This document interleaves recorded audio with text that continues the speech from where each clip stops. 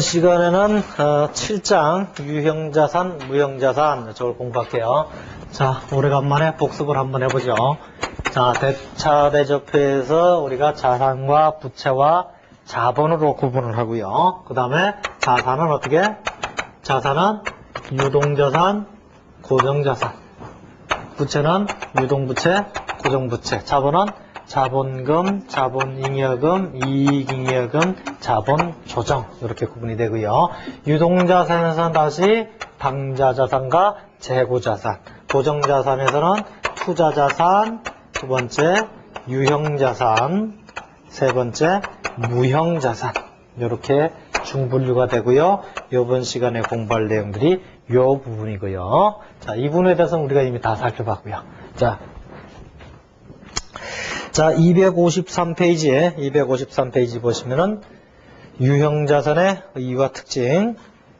자, 굵은 글씨만 보죠. 유형자산은 형태가 있는 자산이다. 네 번째 줄이죠. 유형자산, 형태가 있는 자산이다. 좀 지직거리나요?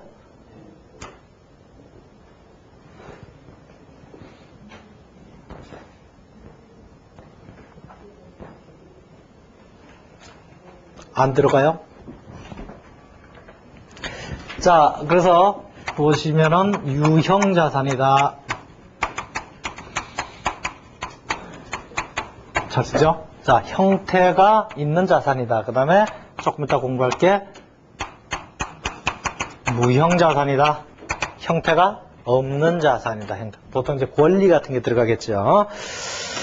자, 그러면은 지금까지 우리가 재고자산도 공부했는데 재고자산은 형태가 없나요? 있죠. 형태는 있어요. 자, 그래서 유형자산의 두 번째 문단을 보죠. 두 번째 문단.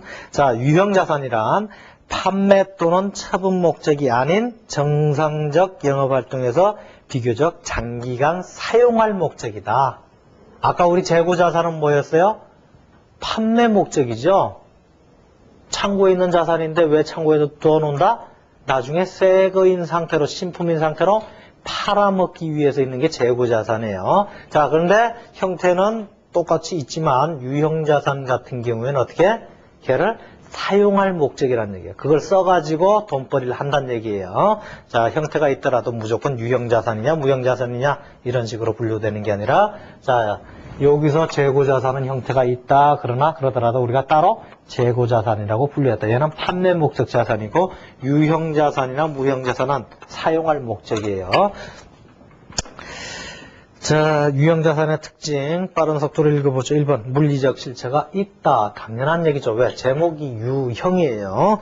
자, 두 번째 정상적 영업활동에서 사용할 목적이다. 판매할 목적이 아니라 사용할 목적이다. 자, 보통 우리가 회계에서는 그 자산의 용도가 뭐냐, 취득 목적이 뭐냐 이런 데 따라서 분류하는 기준이 달라요. 그러니까 동일한 자산이라도 회사의 형태라든지 사용 목적에 따라서 그 분류 기준이 달라요. 그래서 예를 들면 그 밑에 조그만한 당구장 표시 하나 해놨죠. 스타 표시하고요. 토지나 건물 같은 경우에 매매 목적이다. 매매 목적으로 갖고 있는 건 뭐라고 그랬어요? 재고자산이라고 그랬죠. 그러나 투자나 비업무용이다. 투자 목적이나 그럼 투자부동산에서 투자자산을 분류하고요. 그 다음에 영업활동에 사용한다. 그때 비로소 우리가 뭐라? 유형자산이다. 그렇게 분류를 하고요. 세 번째, 여러 회계 기간에 걸쳐서 경제적 유익을 제공한다. 바로 한 번에 쓰고 끝나는 게 아니라 오랫동안 쓴다는 거예요. 오랫동안. 자, 254페이지 유형자산의 분류. 첫 번째, 기업회계 기준에 의한 분류 보시는가? 토지는 다 알죠. 토지는 땅이에요. 두 번째, 건물, 그 다음에 구축물, 기계장치, 건설 중인 자산, 뭐 기타. 토지는 여러분들이 다 아시는 거, 땅은 건물도 알죠? 건물. 자, 한번 읽어볼까요? 건물과 냉난방 장치, 전기, 통신 및 기타 건물의 부속 설비다. 건물에 같이 붙어 있는 것들은 통상적으로 그냥 건물 할 수도 있다는 얘기예요. 구축물, 교량이 뭐죠? 다리죠. 궤도, 열차 다니는 길을 궤도 그렇게 하죠. 궤도. 갱도, 갱이 다니는 길인가? 탄광 같은데 그런 게 갱도죠. 대강 그런 거 있다 정도만 알아두시면 돼요. 야, 갱도가 뭐냐 절대 시험이 안 나요. 유형자산 여러분들이 이미 대략 알고 있는 정도만 아셔도 큰 문제는 없다. 기기장치 하실 거고요. 건설 중인 자산. 말 그대로 건설 중인 자산이에요. 지금 만들고 있는 거란 얘기. 예를 들어 건물 짓고 있다. 그럼 뭐예요? 건설 중인 자산이에요. 옛날엔 건설가 계정 그렇게 표현했는데 계정 과목을 바꿔줬죠. 자, 그래서 그 정도만 여러분들이 상식적으로 알고 있는 수준에서 해결하면 된다. 두 번째, 가치 감소 여부에 따른 분류에서 감가상각 대상 자산이냐 비상각 대상 자산이냐. 근데 분류 기준이 뭐예요? 가치가 감소하냐 안 하냐. 그래서 가치가 감소하는 자산을 상각 자산이다. 가치가 감소하지 않는 자산을 비상각 자산이다. 자, 그런데 하나님이 만든 거는 가치가 감소해야 안 해요? 안 해요. 오로지 하나님이 만든 거는 가치가 감소하네요. 땅, 가치가 감소해요? 쓴다고 땅이 닳아서 없어지나요? 아니죠. 자, 그래서 가치가 감소하지 않는다. 그건 하나님이 만든 거예요. 근데 가치가 감소한다. 그거는 인간이 만든 건 다 가치가 감소해요. 건물 몇천 년 쓰나요? 아니죠. 백목 몇백 년 써요? 아니죠. 하여튼 인간이 만든 건 다 가치가 감소한다. 그러나 조물주가 만든 거는 가치가 감소 안 한다. 그래서 비상각 자산의 대표 선수가 누구다? 토지다. 토지. 자, 이제 그것까지 이제 가장 기본적인 내용을 살펴봤고요. 자, 우리가 이제 이 유형자산, 무형자산에서 살펴보실 내용들은 어떻게 되느냐? 첫 번째, 취득할 때 어떻게 되느냐?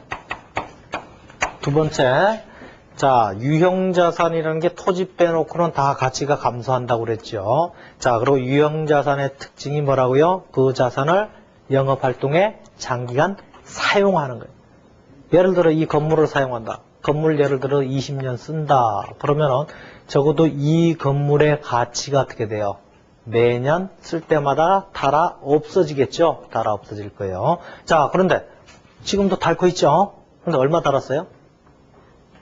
많이 달았어요? 어떻게 알아? 조금 달았는지? 모르는 거예요. 그거는 매누리도 모르는 거예요. 매누리도. 자, 그럼 그 가치가 감소할 때 어떻게 할래? 그런데 우리가 분명히 회계 첫 시간 공부할 때 거래해놓고 어떻게 해요? 자산이나 부채나 자본의 증감 변화를 일으키는 친구를 거래라고 그랬어요. 자, 건물의 가치가 감소했다. 거래해요? 안 해요? 거래잖아. 왜? 거래의 정의감으로 자산이나 부채나 자본의 상태에 증감 변화를 일으키면 거래라고 그랬어요. 자산이 이 건물이 닳았다. 즉 자산의 가치가 뭐 한 거예요? 감소한 거죠. 거래예요. 그러다 보니까 그런데 얼마 달았냐? 몰라. 너도 모르고 나도 모르고 I don't know, you don't know, 그러 피차 don't know 이렇게 되는 거예요. 그래도 달았다 이거야. 어쨌든 거기에 대해서는 또 일정한 가정 내지는 약속이 있어줘야 되겠죠. 그래서 가치가 감소할 때 어떻게 할 거냐? 이런 부분이 있고요. 그 다음에 세 번째는 팔아먹을 때 어떻게 할래? 팔아먹을 때. 그래서 사실은 제일 중요한 건 요거고요. 뭐 이건 큰 거 없고요. 요거 할 때는 이제 뭐 취득 방법이 조금 다양하니까 그거에 대한 회계치료만 여러분들이 알아주시면 되겠다. 그래서 첫 번째 타자가 유형자산의 취득원가. 그러니까 통상적으로 우리가 사고 팔고, 그죠?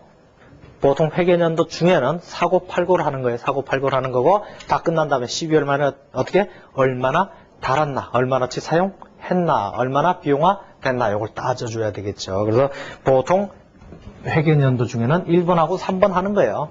근데 이미 우리가 1번은 웬만큼 다 공부했어요. 그죠? 어떻게? 산 가격 그대로 적어주는 거예요. 회계 처리하는 거죠.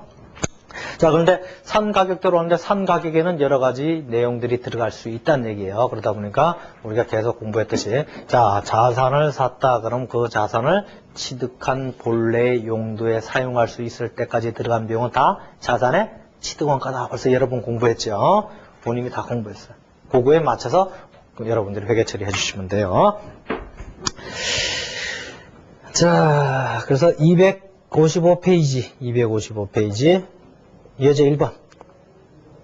자, 건물을 500만 원에 구입하고 대금은 수표를 발행해서 지급했다. 회계 처리하라. 어떻게 차변에 건물 샀네요.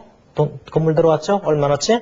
500만 원. 대변에 돈 나갔네요. 돈 나갔는데 수표 발행했죠? 어디서 빼줬어요? 당자 예금에서 빼줬어요. 이제는 뭐 아무것도 아니죠. 분계라는 게. 자, 이게 가장 기본적인 내용이고요. 자, 그 다음에 그 예제 1번 풀이 밑에 바로 이제 기본적인 내용을 조금 더 보죠. 자, 그럼 기업회계 기준에서도 유형자산의 취득원가는 당해자산의 제작원가 또는 매입가격의 취득 부대비용을 가산한 가격으로 하도록 하고 있다. 근데 유형자산의 취득과 관련해서 국공채 등을 불가피하게 매입하는 경우 매입가격과 현재가치평가액의 차액도 유형자산의 취득원가에 산입하자. 그리고 유형자산의 제조, 매입 또는 건설과 관련된 차입금에 대한 이자도 원칙적으로 기간비용이나 예까지도 취득원가에 산입할 수도 있다. 자, 취득원가는 매입가액에다가 부대비용, 취득 부대비용 이렇게 가산을 하는데요. 이 부대비용 중에 어디까지냐?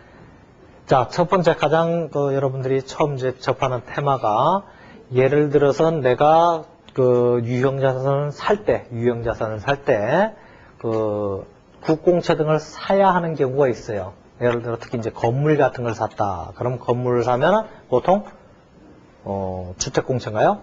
뭐 그런 공채를 사야 돼요. 정부로부터. 내지는 뭐 자동차를 샀다. 그럼 도로공채. 이런 걸 사야 돼요. 그래야 내 거로 인정을 해줘요. 적어준다고 내 걸로 공부에다가. 자, 그런 경우 국공채 등을 살 때 내가 시가보다 비싸게 주고 사요. 비싸게. 이건 조금 이따 설명을 할 텐데요. 시가보다 조금 비싸게 줘요. 그럼 시가보다 비싸게 주는 것도 사실은 왜 비싸게 줄 수밖에 없느냐? 이 물건을 샀기 때문에, 취득했기 때문에 비싸게 주고 살 수밖에 없죠. 그러다 보니까 그 비싸게 준 부분만큼도 취득원가로 집어넣어야 된다. 그 다음에 돈을 빌려서 샀다. 돈을 빌려서 사면 이자 비용이 발생하죠. 그럼 그 이자 비용까지도 자산의 원가에 집어넣어야 된다. 자, 작년까지는 그 이자 비용은 무조건 자산의 원가로 집어넣으라 그랬어요. 근데 올해부터는 자산의 이자 비용은 원칙적으로 그냥 이자가 발생하는 기간에 비용으로 바로 떨어라. 원칙은 이건데요. 예외적으로 취득원가에 넣어도 된다. 이렇게 예외를 두고 있어요. 그래서 이건 중급회계에서 여러분들이 이건 집중적으로 공부할 거고요. 자, 그러면은 이제 225페이지 보시면 이제 유형자산을 여러 형태에 의해서 취득하게 되는데 각 취득 방법에 따라 어떻게 처리할 거냐? 자, 읽어보죠. 구입에 의해서 취득하는 구입. 사는 경우. 가장 일반적인 경우겠죠. 자, 첫 번째 일반적인 구입. 가장 보편적인 유형자산의 취득. 되게 읽기 싫으네요. 읽기 싫어요. 계속 읽던 얘기니까 뭐 읽기 싫어요. 하여튼 이제 가장 기본 샀으니까 취득원가는 매입가액 플러스 부대비용이에요. 뭐 운반비, 보험료, 설치비, 기타 등등 다 들어간대요. 자, 그런데 맨 밑에 보시면 CF 하시고요. 취득세와 등록세는 자산 취득 시 반드시 납부해야 되는 세금이므로 자산의 취득원가다. 그리고 그 밑에 보면 재산세는 비용으로 처리해라 그랬어요. 자, 취득세.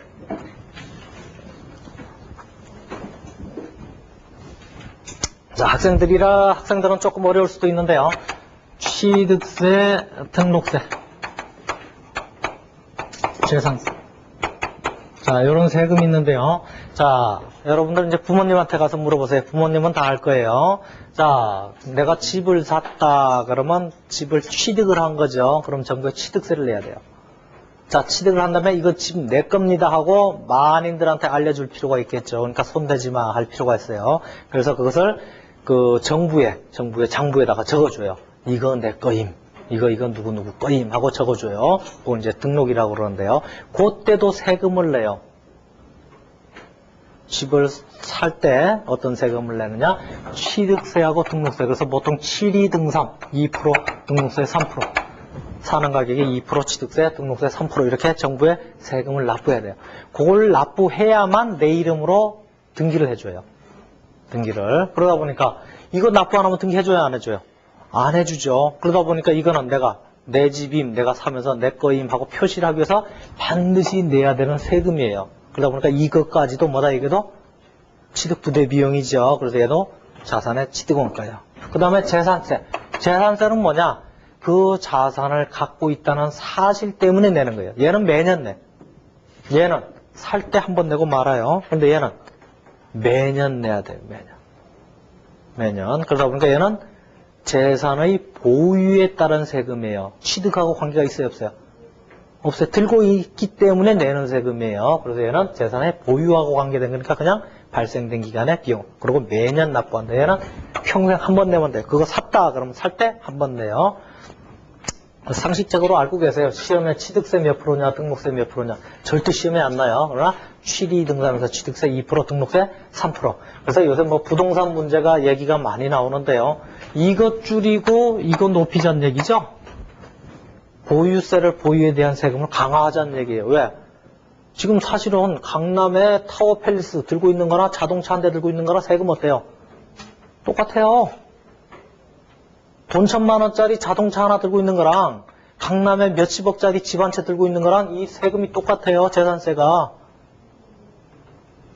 그러니까 뭐 10억짜리 들고 있으나 1,000만 원짜리 자동차 한 대 들고 있는 똑같다는 얘기예요. 그러다 보니까 10억짜리 들고 있으면 10억에 상환하는 세금을 내야 될 거 아니에요.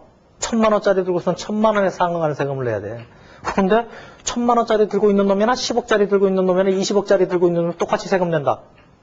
억울하죠. 그러니까 자꾸 이걸 강화하자 지금 신문에 이제 많이 떠드는데요. 물론 회계학 시험하고는 전혀 관계가 없죠. 자, 예제 2번 보죠. 자, 도우는 부산 사옥을 신축하기 위해서 기존 건물이 있는 토지를 취득해줬다. 왜 취득했대요? 사옥을 신축하려고. 자, 그 내용은 다음과 같다. 토지의 취득 원가는 얼마냐. 다시 문제를 읽어요. 도우는 부산 사옥을 신축하기 위해서 기존에 건물이 있는 토지를 취득했대요. 지금 도우에서 이렇게 건물이 있는 땅을 샀대요. 땅을 샀는데 왜 샀대요? 신축하려고. 신축한다는 얘기는 야를 어떻게 한다는 얘기? 지금 현재 있는 건물을 부셔버리고 평평하게 하고 난 다음에 새로 집 짓겠다는 얘기죠. 자, 그러다 보니까 내가 이걸 산 목적이 뭐예요? 야는 부셔버릴 목적이에요. 부셔버리고 내가 결국 뭘 쓴다는 얘기예요. 땅을 쓸 목적으로 건물이 있긴 있지만 그 건물하고 같이 샀다는 얘기예요. 그죠? 그러다 보니까 그런 경우에 본래 취득한 목적이 뭐예요? 이 땅을 쓸 목적이에요. 얘는 부수적으로 어쩔 수 없이 딸려온에 불과해요. 그러다 보니까 이 건물의 원가까지도 다 땅의 원가로 보는 거예요. 왜? 나는 땅을 쓸 거니까.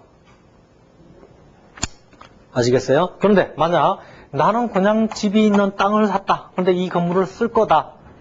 그러면 내가 보통 집을 살 때 땅값 얼마, 건물값 얼마 이렇게 안 하죠? 한꺼번에 얼마 그렇게 사와요. 그러면 요거 건물값 얼마, 땅값 얼마에서 회계치를 다시 해야 돼요.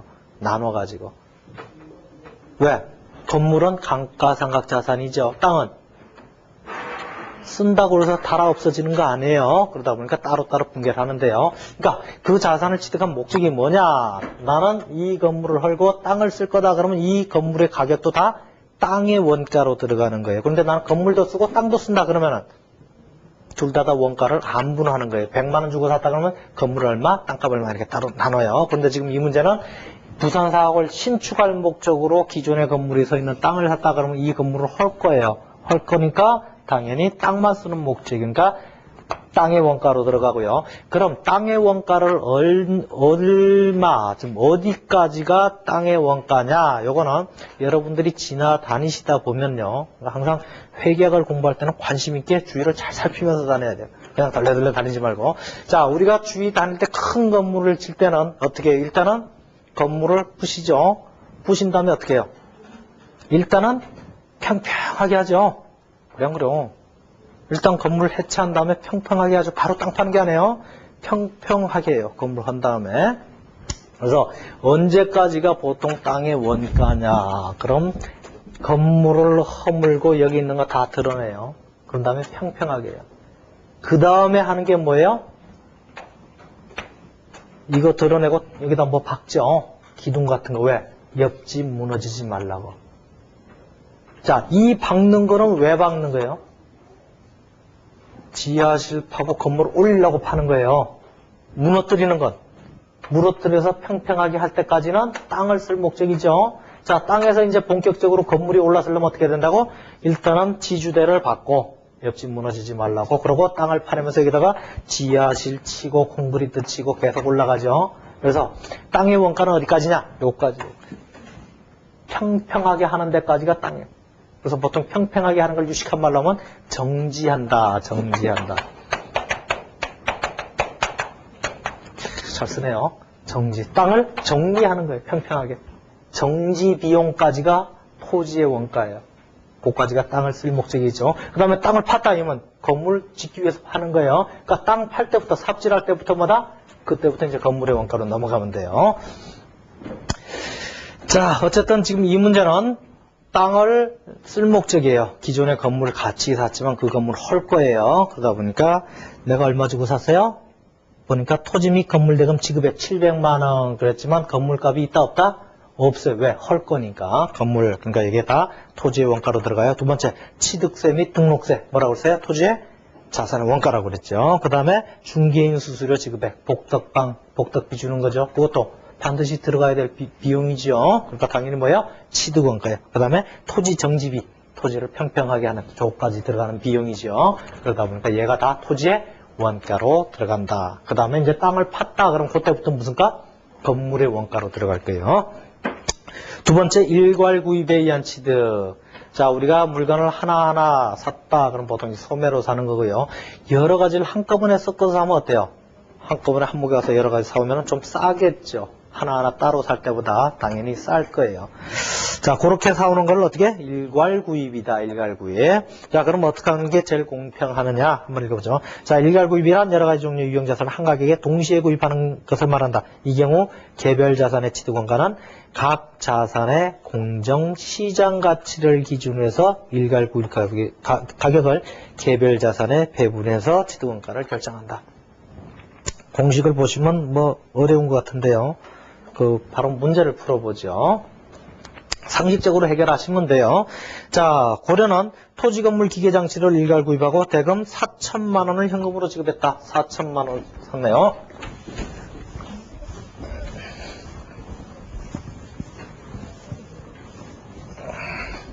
자, 4천만 원치 한꺼번에 샀네요. 그런데 뭐 샀어요? 토지 건물 기계 장치 세 가지를 한꺼번에 샀대요. 근데 따로따로 사면 토시하고 건물하고 기계 장치.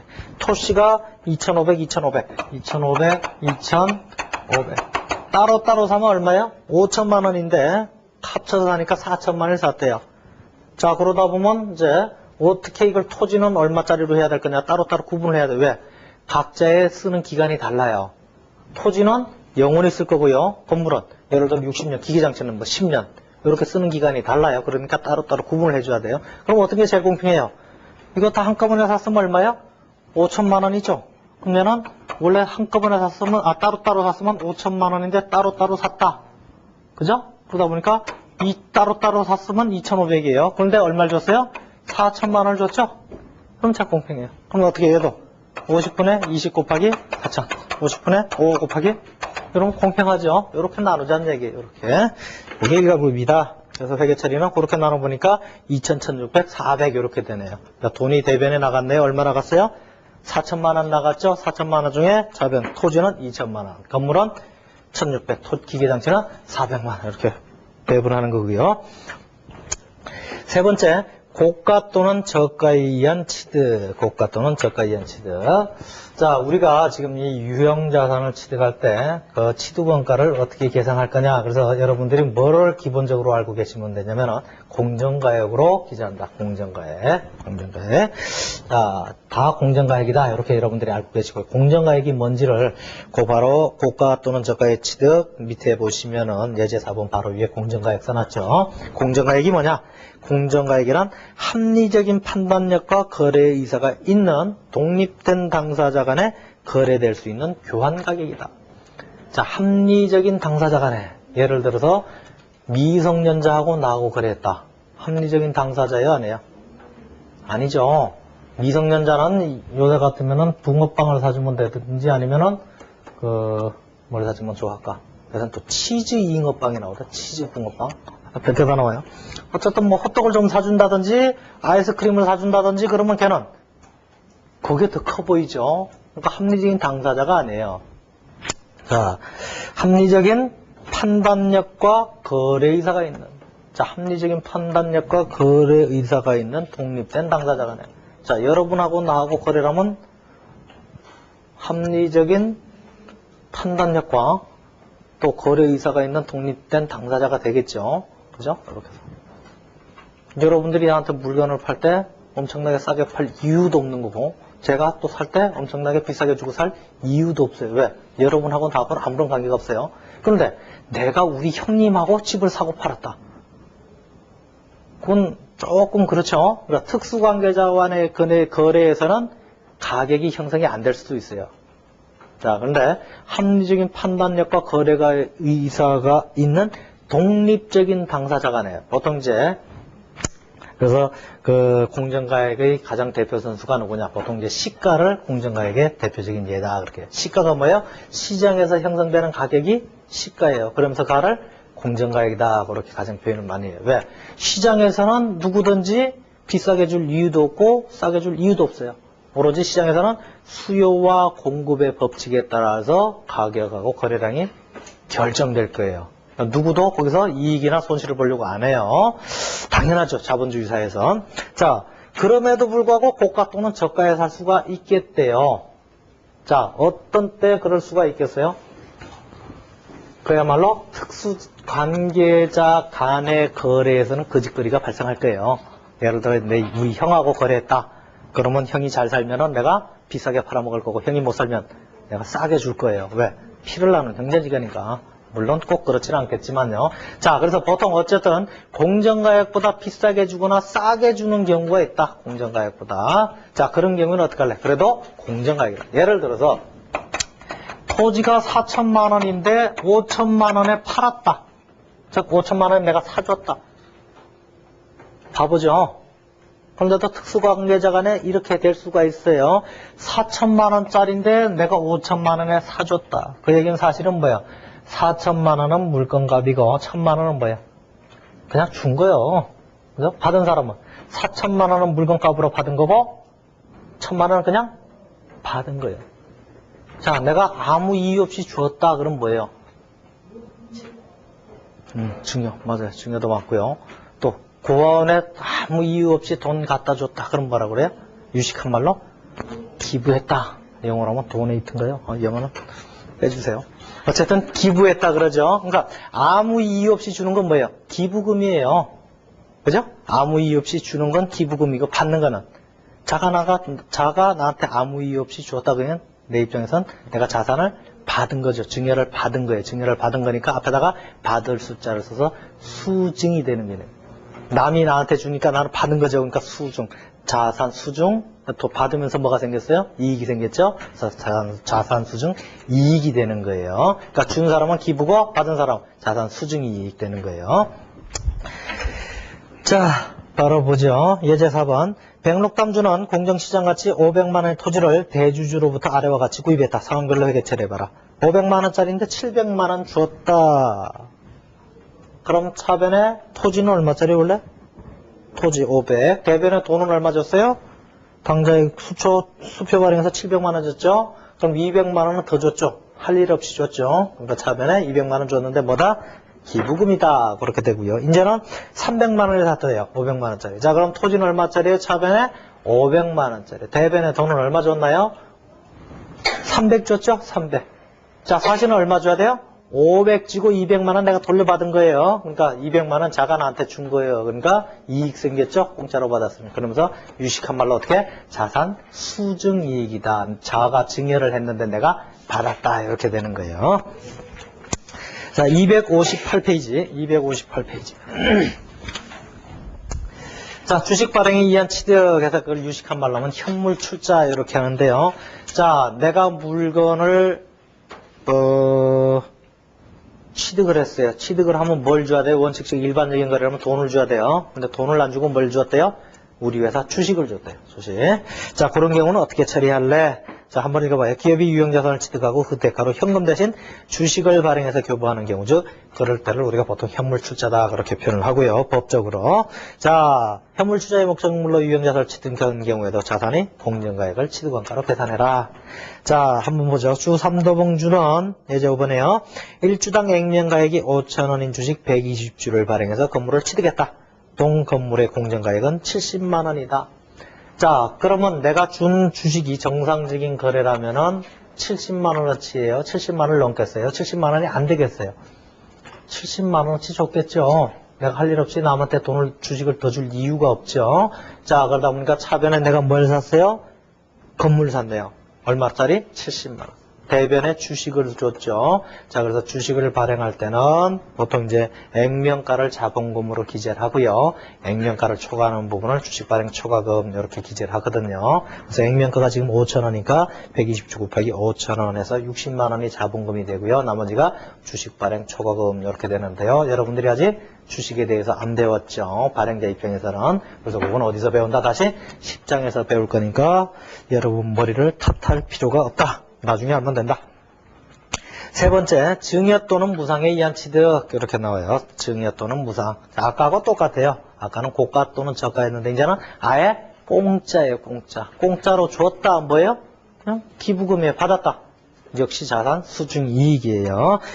자, 고타도 역시 공정가로 기재하는 거예요. 자, 예제 6번 주백두는 대주주로부터 공정가치 4천만 원의 건물을 증여받았다. 회계 처리해버려. 차변에 건물 들어왔죠. 4천만 원. 대변에 왜 들어왔나요? 차가 나한테 줬다. 그러니까 나는 받았다. 뭐를? 자산을. 그래서 자산 수중 이익이다. 그렇게 회계 처리하시면 되고요. 자, 그 다음에 자가건설에 의한 경우. 자, 자가건설이 뭐냐? 지가 필요한 거 스스로 만든대요. 자가건설, 지가 필요한 거 스스로 만든다.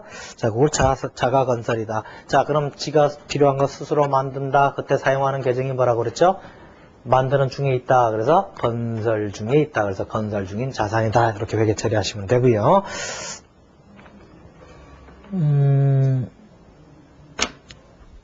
자, 예제 7번 보죠. 자, 로이즈는 연초에 건물을 신축하기 위해서 시작해서 10월 말에 건물을 완공했대요. 공사원가 발생액은 다음과 같고 발생 비용 전액을 현금으로 지급한 경우 건물 완성 전과 완성으로 나누어 회계 처리하시오. 자, 여러분들이 이 부분 아직 원가 회계를 공부 안 했기 때문에 조금 어려운 감이 있는데요. 자, 물건을 만들 때 가장 기본적으로 들어가는 게 있다. 그래서 그 기본적으로 들어가는 비용들을 보니까 자, 제일 먼저 생각할 수 있는, 예를 들어 칠판을 만든다를 생각해보면 칠판. 제일 먼저 들어갈 게 뭐예요? 재료가 들어가야 되죠? 이거 만드는 재료가. 흑판 만드는 재료가 들어가요. 그 다음에 재료만 있으면 안 되죠? 가만히 있는데 하늘에서 만들어지나요? 아니죠? 꼭 가장 기본적으로 들어가야 될 게 뭐예요? 인간이 들어가야 돼, 인간. 사람의 노동력이 들어가야 돼요. 그래서 인간한테 들어가는 게 인건비, 재료비. 그래서 인건비를 원가액에서는 보통 노무비다, 노무비. 노동력과 관련된 비용에 대해서 노무비. 재료비, 노무비. 그 다음엔 보니까 무지하게 많이 들어가요. 기타 등등. 왜냐면 이제 이걸 만들려면 공장이 있어야 되겠죠. 그럼 공장에서 밥도 해 먹어야 돼요. 밥값도 들어가죠. 그 다음에 공장을 돌리려면 또 뭐가 들어가요? 전기세가 들어가죠. 그 다음에 또 공장 지켜야 되죠. 수위 아저씨 인건비도 들어가요. 그 다음에 뭐 하여튼 또 이거 만들려면 기계가 있으니까 기계에 또 기름칠 해야 잘 돌아가죠. 기름값. 그럼 뭐 나사 하나 빠지면 나사 하나 끼워야 되죠. 나사값. 하여튼 기타 등등의 비용이 너무 많아요. 에라 모르겠다? 뭐 제조간접비. 제조하는데 간접적으로 들어간 비용. 그러니까 재료비하고 노무비는 가장 기본적으로 들어가는 거, 나머지 기타 등등 해서 제조간접비 내지는 경비 이렇게 표현을 해요. 자, 그래서 그 세 가지가 들어가는데 그 세 가지가 다 자산의 취득 원가가 되는 거예요. 자, 그래서 보니까 문제에서 재료비, 노무비, 제조, 경비가 들어갔대요. 자, 그러다 보니까 그 친구들이 물건이 완성되기 전에 뭐다? 그런 비용들이 들어가면 차변에 건설 중인 자산, 대변에 뭐 현금 이렇게 나갈 거고요. 그 다음에 완성됐다 그러면 어떻게 돼요? 지금 뭐 짓는 거죠? 건물이네요. 차변에 건물이 등장하고요. 그 다음에 건설 중인 자산이 대변으로 빠져나가면 돼요. 자, 그 다음에 교환에 의한 취득. 자, 교환에 의한 취득 역시 두 번째 문단 첫 번째 줄, 세 번째 줄에 보시는 공정가액이다. 교환도 역시 공정가액이다. 그 두 번째 문단은 좀 읽어보죠. 두 번째 문단은. 자, 기업회계 기준에서는 교환, 증여 또는 기타 무상으로 취득한 자산의 가액은 공정가액을 취득원가로 하자. 또 유형자산을 교환으로 취득하는 경우 유형자산의 취득원가는 교환을 위해 제공한 자산의 공정가액으로 측정하고 동종자산 간의 교환일 경우에는 교환으로 제공한 자산의 장부가액으로 하자 그랬어요. 자, 객관식엔 자주 나오는 테마예요. 객관식엔 자주 나오는 테마인데요. 자, 자산을 교환했다.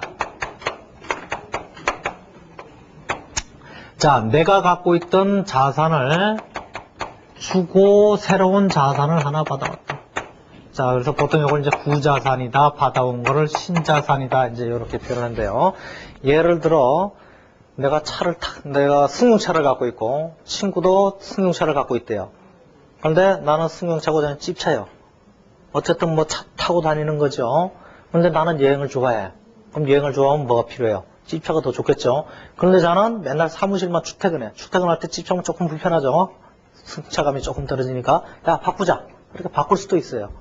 친구지간이나 친구지간이니까 그냥 바꾸자 할 수도 있고 돈이 오고 갈 수도 있고 어쨌든 자산 간의 교환이 있을 수도 있어요. 또 예를 들어 기업체에서 컴퓨터가 있다.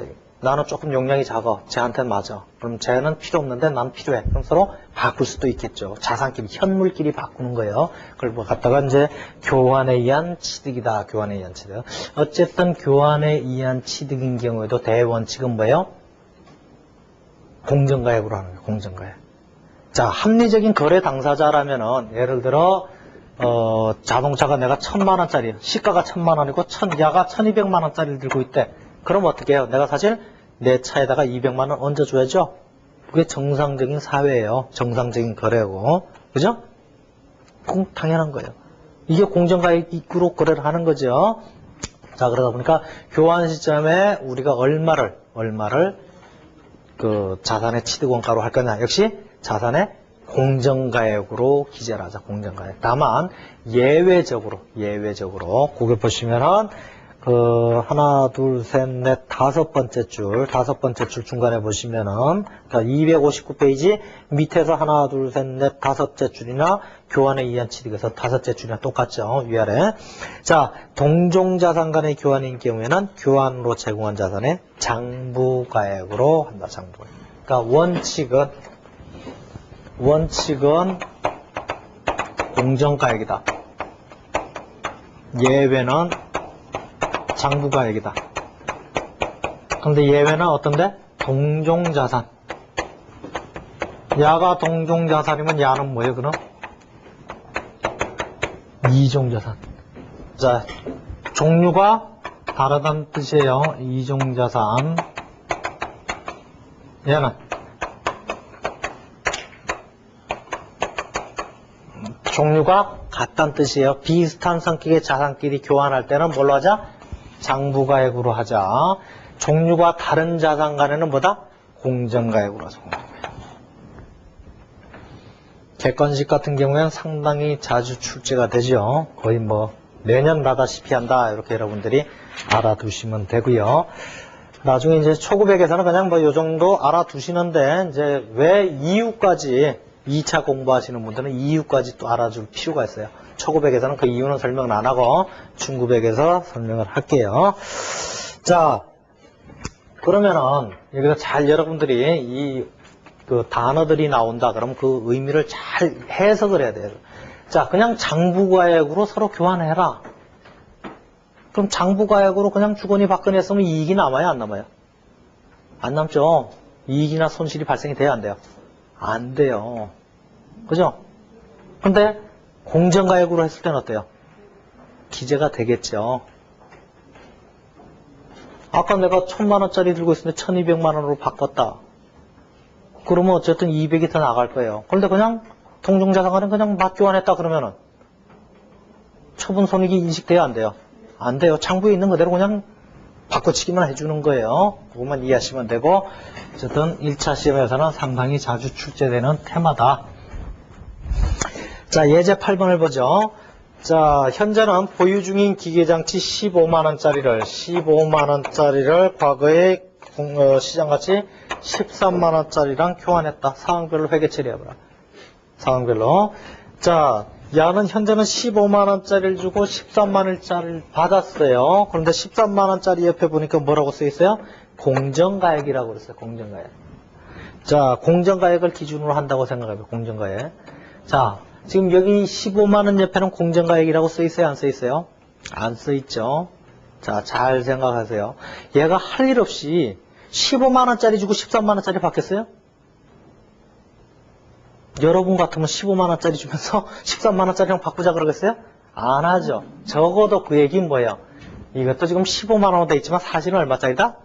13만원짜리 밖에 안 되는 거예요. 그렇잖아요. 그러니까 바꾸지. 짱구가 아닌 다음엔. 그러니까 회계 처리를 하자. 공정가액을 기준으로 하는 거예요. 내가 뭘 줬다? 나는 얼마짜리를 준 거예요? 15만원 줬어요. 받은 거는 13만원 받았어. 근데 돈이 오고 가고 했어요? 안 했어요? 안 했죠. 자, 그런데 이게 뭐예요, 지금? 기계장치네요. 자, 기계장치를 어쨌든 13만원짜리 받았어요. 새로운 거 받았죠. 기계를 줬는데 기계장치 구해요. 자, 어쨌든 15만원짜리 주고 13만원짜리 받았으니까 2만원이 손해가 갔네요. 그래 안 그래? 그죠? 그러다 2만원이 손해 갔다. 왜 손해 갔냐? 팔아먹은 거죠, 사실은. 이거 팔고 저거 새로 산 거예요. 그런 과정에서 2만원 손해가 났다. 그래서 기계장치 처분 손실 내지는 유형자산 처분 손실 하시면 되고요. 이제는 장부과액을 기준으로 했다. 장부과액을 기준으로 하면은, 자, 내가 얼마 줬어요? 기계장치 15만원짜리 줬죠. 그리고 기준은 뭐로? 장부과액을 기준으로 하라고 그랬어요. 그러다 보니까 내가 받은 것도 어떻게 해요? 기계장치 새로운 거 15만원 이렇게 기재를 해주시면 돼요. 왜? 장부과액을 기준으로 쓰라는 얘기예요. 얘는 공정가액을 기준으로 하다 보니까 유형자산, 처분, 손실 이런 게 발생했고요. 얘는 장부과액으로 그냥 갖다 쓰니까 그냥 바꾸기만 한 거죠. 그러다 보니까 처분손익이 인식된다 안 된다? 안 된다. 그러니까 동종자산 간의 교환에는 뭐? 장부과액을 하라. 이종자산 간에는 공정가액을 하라. 요거네요. 그죠? 그렇게 여러분들이 알아두시면 되고요. 자, 조금만 쉬었다 하죠.